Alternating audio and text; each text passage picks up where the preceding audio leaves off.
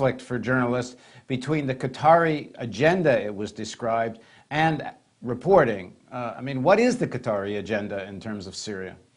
No, actually, we didn't talk in this issue. I'm not sure it was your email, actually. I think it might even have been referenced to someone else's. In general, I can tell you one thing. You know, there is no government. There is no governments are not charities. You know, so whenever a government is paying for a channel, at the end, I respect all my colleagues at Al Jazeera. They're all good journalists, professionals, and I really I'm proud to work with them. But the problem, it's not in the journalists, it's not in even the executives in the Al Jazeera. It's not a problem with Al Jazeera. It's the problem with those who are really financing Al Jazeera, which are the Qataris. You know, today the Qataris are kind of committing. You know, they are taking Al Jazeera to commit suicide. They're forcing Al Jazeera to commit suicide. Al Jazeera was kind of respected by everyone. Even Al Jazeera went with 2 or 3 languages, and everyone was watching Al Jazeera because they really believed that Al Jazeera is doing good journalism. Today, it's a big problem right now. Wherever you go around the Arab world, everyone is questioning the credibility of Al Jazeera. They're questioning the agenda Al Jazeera is working with or it's working for. Today, it's not anymore that Al Jazeera is doing journalism for journalism. Today, journalism is being used for politics. And what is that politics? What does Qatar want in Syria? Actually, it's really strange. You know that, or everyone knows also that the Qatari regime used to be one of the strongest and the closest allies of the Syrian regime. And that wasn't for 1 year or 2 years. That was for the last at least 6 years. They were really close allies. They had even, family visits between each other. Actually, things changed after the Egyptian revolution, and things started to be really strong. Really, something changed in the Qatari politics. Some will say that they had a kind of a deal with the Americans in this regard. I'm not here to analyze what happened really, but it was something strange. In my resignation letter, I was telling the executives of my channel that the first 15 days of the Syrian revolution, it was like nothing was happening in Syria. Al Jazeera wasn't covering, and in case there was any kind of coverage of what's going on there, we were referring to the uprising over there. It's kind of demonstrations asking for reforms. It's the same way the pro-Assad media was dealing with the revolution. But when the bilateral relations between the Qataris and the Syrians was kind of exploded for a reason we really don't know why, things changed, and we started dealing with the revolution in Syria as the priority of the channel, and that there is no other revolution but this revolution. And is there any evidence that you know of that would show there's something had to do with the Saudi-Qatari relations that would have changed Qatar on this? Because the Saudis seem pretty militant on Syria right from the beginning. Actually, the thing is, as I told you, something strange happened. What really happened? What are the under table deals that were really set?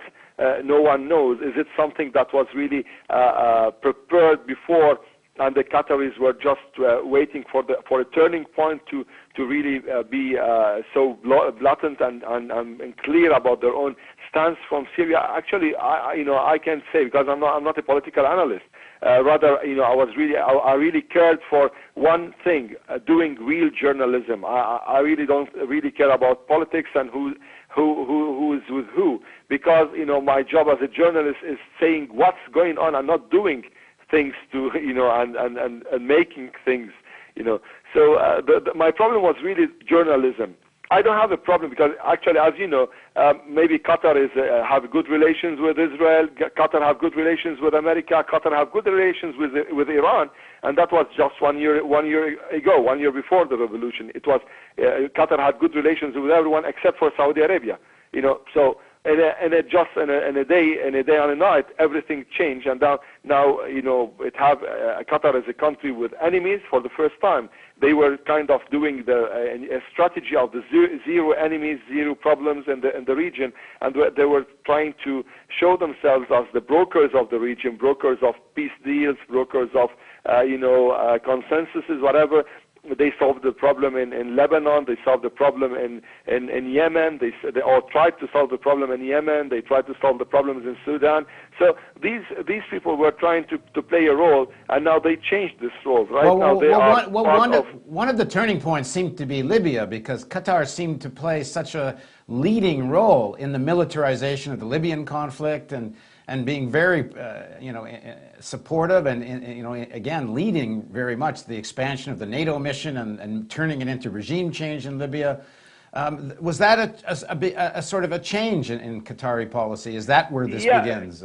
It seems the Libyan revolution was a main turning point in the whole thing. But you never know what was going before that, because it wouldn't be that one thing just changed everything. Assad's stance from Gaddafi was kind of supportive, but will this turn the Qataris against him directly? And okay, if that's true, then they will start covering the revolution in Syria from the beginning, and not waiting like 15 or 20 days to start covering this revolution. There are many stories said about Hamad bin Jassim going to Damascus and meeting al-Assad and telling him that the Qataris are ready to pay from $1 to $1 billion for reforms, and that Assad's regime have kind of surpluses against facing other regimes, whereas the regime is kind of supporting the resistance and against Israel, and this is kind of popular in the Arab world. So when Hamad when Hamad bin Jassim told him this things, then it's as I know, it might be confirmed, it might not be confirmed, but this is what is said. Then al-Assad was replied in a harsh way and asked him to leave the meeting room. And from that point, everything changed, and the Qataris decided to make al-Assad their own first enemy. Well, in the next segment of our interview, we'll talk more about Libya, Bahrain, and Qatar, and the media in general. So please join us for the second part of our interview with Ali Hasham on the Real News Network.